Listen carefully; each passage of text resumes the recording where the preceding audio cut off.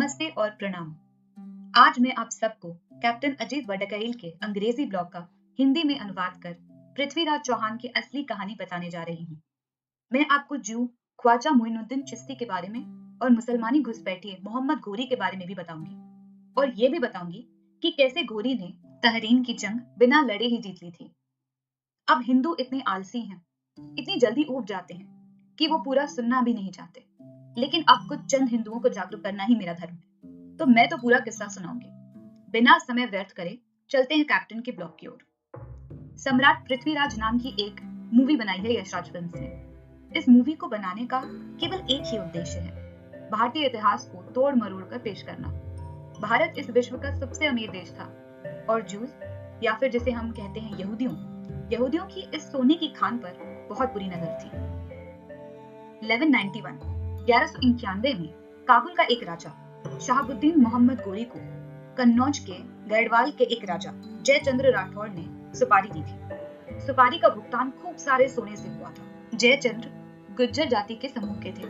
उन्होंने ये सुपारी भारत के एक खूबसूरत नौजवान युवराज पृथ्वीराज चौहान तृतीय को सबक सिखाने के लिए दिया था। पृथ्वीराज चौहान राजपूत चहमान के राजवंश थे। पृथ्वीराज के राज्य में आज के भारत के कई हिस्से जुड़े थे, राजस्थान, हरियाणा, थोड़ा उत्तर प्रदेश और थोड़ा पंजाब। उनकी राजधानी थी पिथौरागढ़। संयोगिता या संयुक्ता जयचंद्र की बहुत ही खूबसूरत मगर जिद्दी बेटी थी। उन्होंने पृथ्वीराज के शौर्य और आकर्षण के बारे में बहुत सुना था और वो उनसे मंत्रमुग्ध हो गई थी। जल्द ही वो उन्हें पत्र लिखा करती, लेकिन चुपके चुपके, क्योंकि उनके पिताजी पृथ्वीराज से बहुत चिढ़ते थे। जैसे ही राजा जयचंद्र को इनके गुप्त रिश्ते के बारे में पता चला, वो बहुत क्रोधित हो गए।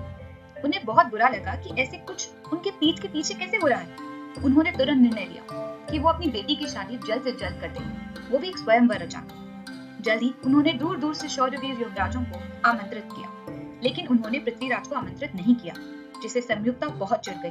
पृथ्वीराज की बेइज्जती करने के लिए जयचंद्र ने पृथ्वीराज का एक बहुत बड़ा पुतला स्वयंवर होने वाली जगह के गेट पर लगा दिया और उस पुतले की पोशाक को द्वारपाल का रूप दे दिया।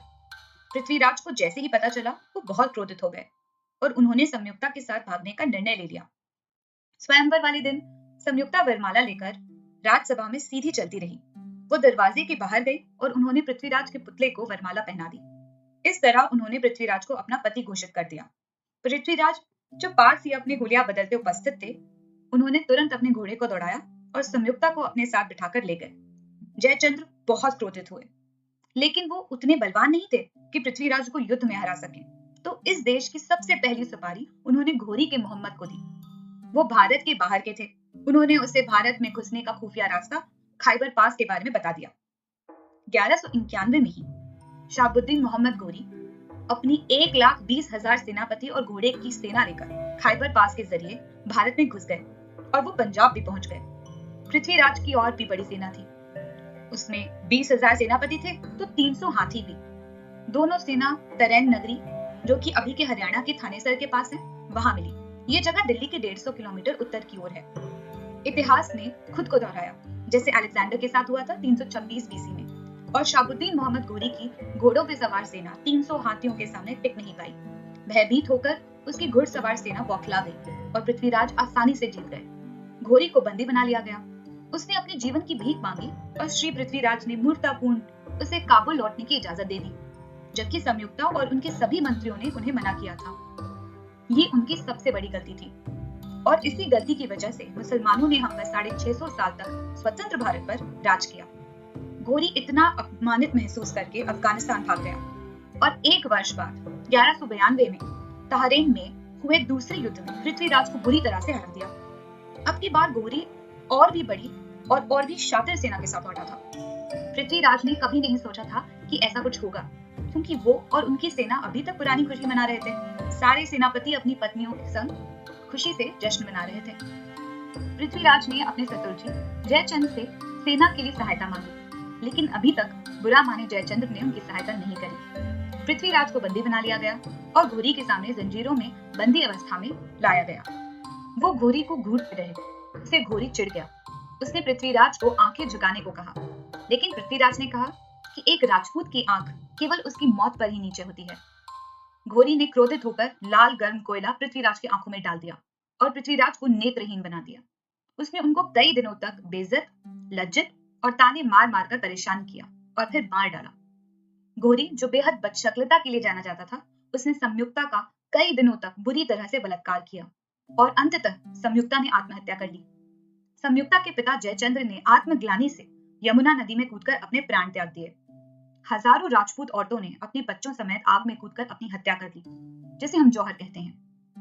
अनगिनत हिंदुओं को जबरन इस्लाम में परिवर्तित किया गया।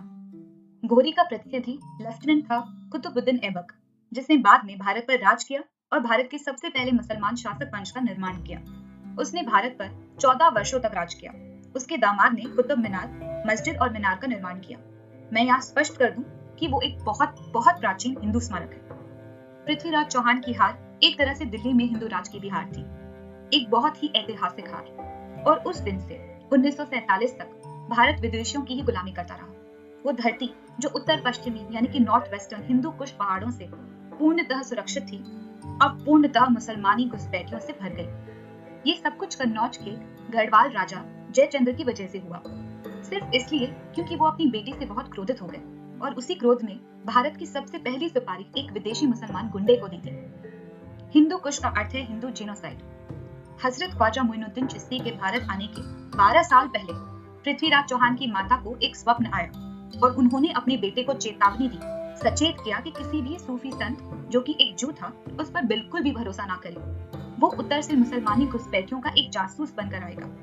देखा कैसे सपने सच होते हैं। जू चिश्ती मोहम्मद गोरी का एक जासूस था। पृथ्वीराज चौहान ने अपनी माता की बात ना सुनने की कीमत चुकाई। जू ख्वाजा मोइनुद्दीन चिश्ती ने अपने सभी चमचों से ये कहा कि मक्का में उससे प्रॉफिट मोहम्मद ने सभी हिंदुओं को मुसलमान में परिवर्तित करने को कहा है।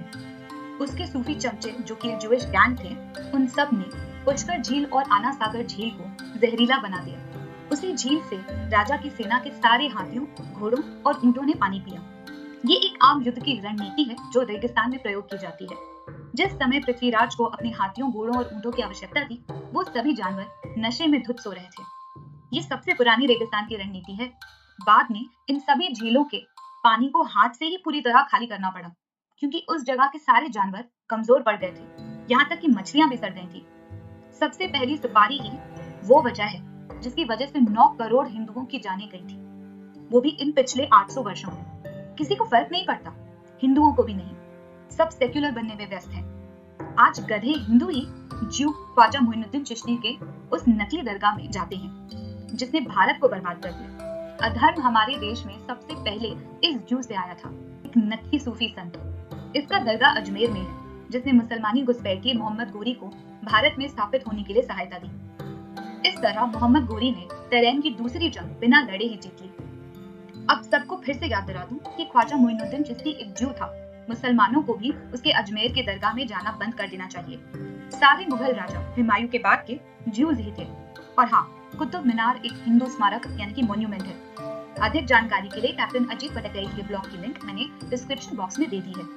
लंबे लंबे ब्लॉग हमें पढ़ना पसंद नहीं। इतिहास का जानकर क्या करेंगे, अक्सर सेक्युलर लिबरल बोलते पाए जाते हैं। स्मरण रहे, इतिहास ही आपको बताएगा कि कौन असल में आपका दुश्मन है, कौन सांप बनकर आपकी गर्दन पर बैठा है। सभी हिंदू भ्राता और भगिनियों से निवेदन है कि कृपया कैप्टन के ब्लॉग्स पढ़ें और न सिर्फ देश की बल्कि पूरे विश्व की, इस संसार की असलियत को पहचानें। जय हिंद, हर हर महादेव।